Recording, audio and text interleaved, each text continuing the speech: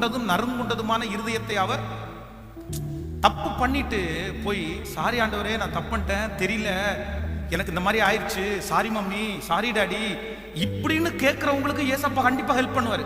சரி ஓகே என் பிள்ளை. ஆனா சில திமிர் படைப்பாங்க பாருங்களேன். என்ன ஆமா நான் இப்ப தப்பு பண்ணிட்டேன், என்ன ஆமா நீ என்ன பெரிய யோக்கியமா, நீ என்ன பெரிய நல்லவளா, நீ என்ன பெரிய நல்லவனா, என்ன ஏசு என்ன வேற வேலையில அவன் கத்திட்டு இருப்பான். இந்த மாதிரி மனசுல நினைக்கிறாங்க பாருங்க, அவங்க பட்சத்துல ஆண்டவர் ஒரு நாளும் ஹெல்ப் பண்ண மாட்டார். தங்கச்சியா இருந்தாலும் சரி தம்பியா இருந்தாலும் சரி, நீங்க அப்படியே அப்படியே சீப்பா நினைச்சு தட்டி போட்டு நீ ஒரு நாள் யாருமே தூக்கி எடுக்க முடியாத ஒரு சூழ்நிலையில் நீ தள்ளப்பட்டுருவ. அன்னைக்கு யாருமே உனக்கு ஹெல்ப் பண்ண முடியாது. ரொம்ப ஜாக்கிரதை. உங்களுக்கு என்ன வேணும் தெரியுமா, என்ன வேணும் தெரியுமா, மனத்தாழ்மை வேணும். கேட்கல சின்ன வயசுல என்ன வேணும் கேட்கல, மனத்தாழ்மை. இரிட்டேட் பண்றது, கிண்டல் பண்றது, நக்கல் பண்றது, இன்னொருத்தருடைய பலவீனத்தை வச்சு அவங்களை அசுத்தமா பேசுறது, இந்த கேரக்டர் எல்லாம் இருந்துட்டீங்க அப்படின்னா நீங்க எதிர்காலத்துல ரொம்ப கஷ்டப்படுவீங்க. சின்ன வயசுல அந்த குணம் உங்களுக்கு வரலாம், பட் ஆனா என்னன்னா நம்மள மாதிரி அவனும் ஒருத்தன் தான், அவன் நம்ம கிண்டல் பண்ணக்கூடாதுன்ற உணர்வு உங்களுக்கு வேணும். இது எப்போ வரும் தெரியுமா, ஏசப்பாவோட நீங்க இருந்தீங்கன்னா தான் அந்த குணம் எல்லாம் உங்களுக்கு வரும், அவருடைய குணம் உங்களுக்கு வரும். இல்ல நம்ம இப்படி பண்ணக்கூடாது அப்படி. அதனால இங்க இருக்கிற டீன்ஸ் பாய்ஸ் அப்படி அவங்க பார்க்குறேன், நீங்க நிறைய பேர் ஏசப்பாவை தெரிஞ்ச பிள்ளைங்க தான், உங்க அம்மா அப்பா ஏசப்பா பிள்ளைங்க, அவங்க தான் நிறைய பேர் வந்து நீங்க என்னமோ ரொம்ப ஹார்டா இருக்கிற மாதிரி யோசிக்கிறேன் நான். Be careful. உங்க அப்பாவுக்கு இயேசு தெரியுன்றதுக்காக இயேசு சீப் கிடையாது. உங்க அம்மாவுக்கு இயேசு தெரியுன்றதுக்காக இயேசு சீப் கிடையாது. ரொம்ப ஜாக்கிரதை. நீ ஒரு நாள் திரும்பி பார்க்கும்போது நீ எல்லாத்தையுமே இவ்வளவு கூட இருந்து, இவ்வளவு சர்ச்சுக்கு வந்து, இவ்வளவு பைபிள் வாசிச்சு நீ எடுக்க முடியாத ஒரு சூழ்நிலைக்கு போகும்போது நீ வருத்தப்படும் போது எல்லாமே நீ இழந்திருப்ப, எல்லாமே நீ இழந்திருப்ப. தெரியும், கூல் இப்ப யூஸ் பண்றவங்க நிறைய பேர் இதுல இருக்கிறீங்க, ஹோமோசெக்ஸ்ல இருக்கிறவங்க நிறைய பேர் இருக்கீங்க. உன் வாழ்க்கை நீ சொல்லு, இன்னைக்கு உனக்கு ஜாலியா இருக்குது, 10 இயர்ஸ் 10 வருஷம் நீ இப்படி போனா நீ என்ன ஆவேன்னு மட்டும் சொல்லு. உனக்கு யார் இருக்கா, உனக்கு எங்க இருக்கா, என்ன பின்னணி, என்ன பேக்ரவுண்ட். அழகை வச்சு ஒண்ணுமே பண்ண முடியாது, படிப்பை வச்சு எதுவுமே பண்ண முடியாது. உன் வாழ்க்கை சரியில்லை, ஒழுக்கம் இல்லைன்னா நீ எவ்வளவு அழகா இருந்தும் பிரயோஜனம் இல்லை, எவ்வளவு படிச்சும் பிரயோஜனம் இல்லை.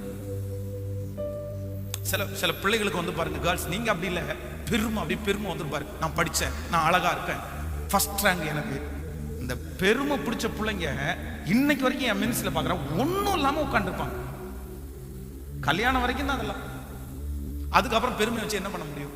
அதனால என்ன கேட்கிறாருன்னா மனத்தாழ்மை. அதுவும் சின்ன வயசுல என்ன இருக்கணும் உங்களுக்கு, கேட்கல எல்லாருமே பார்த்தா வந்து எல்லாரையும் பார்த்து வணக்கம் சொல்ற மாதிரி தான் இருக்கணும்.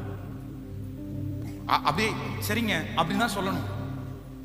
இது அப்படியே சிலர் வந்து காலுக்கு மேல கால் போட்டுட்டு எப்படி மரியாதையே தெரியல, சில பிள்ளைக்கு கனப்படுத்துறதுன்னு என்னன்னு தெரியல. கனம் பண்ணுவதிலே ஒருத்தருக்கு ஒருத்தர் முந்தி கொள்ளுங்கள். உங்க வீட்டுல யாராவது ரிலேட்டிவ் வந்தா அப்படியே பின்னாடி பக்கத்தை காமிச்சு அப்படியே போயிடுறதா, அவங்கள பார்த்து என்ன அங்கிள் எப்போ வந்தீங்க, நல்லா இருக்கீங்களா.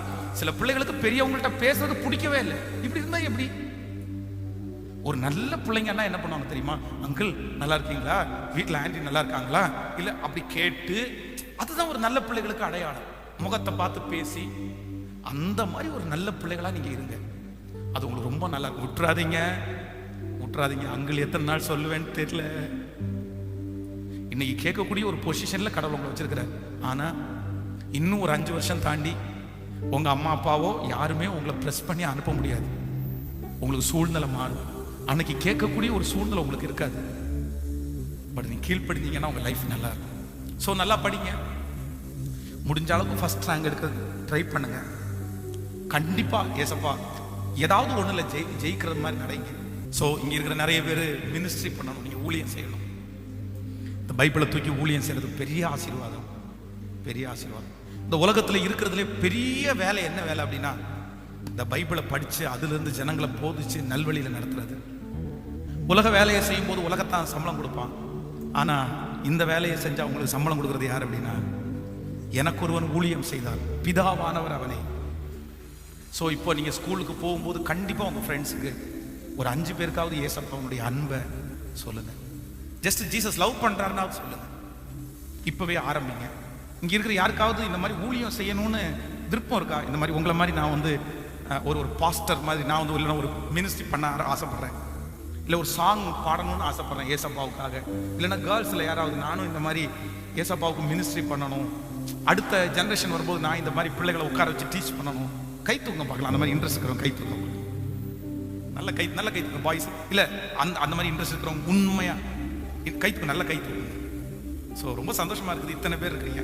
வேற ஒண்ணுமே இல்லை என்னன்னா நீங்க ஏசப்பாட்ட ஃபர்ஸ்ட் சொன்னது மாதிரி நெருங்குனீங்கன்னா போதும், எல்லா ஞானத்தையும் ஏசப்பாவே உங்களுக்கு தருவார். ஆமேன்னு சொல்லுங்க பார்க்கலாம். ஸோ உங்களை பார்த்து நான் அப்படிதான் சொல்றேன், ஐ லவ் யூ அப்படின்னு உங்களை நான் நேசிக்கிறேன்.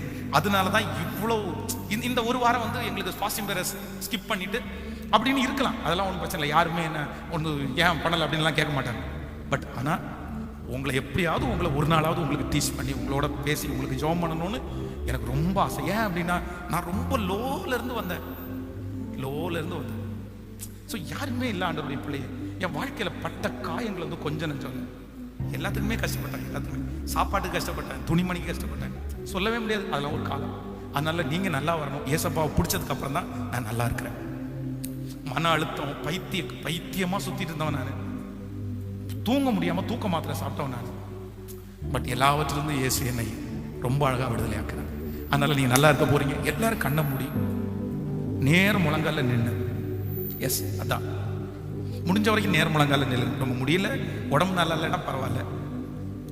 எல்லாரும் ஏசப்பட்டேன் ஒன்று கேளுங்க, நான் உங்களை பார்க்கணும், உங்கள் சத்தத்தை கேட்கணும், நீங்கள் என்ன ஆற்றணும், தேற்றணும், காயம் கட்டணும். என் வாழ்க்கையை உங்கள் கையில் கொடுக்குறேன், நீங்கள் என்ன பார்க்கணும்.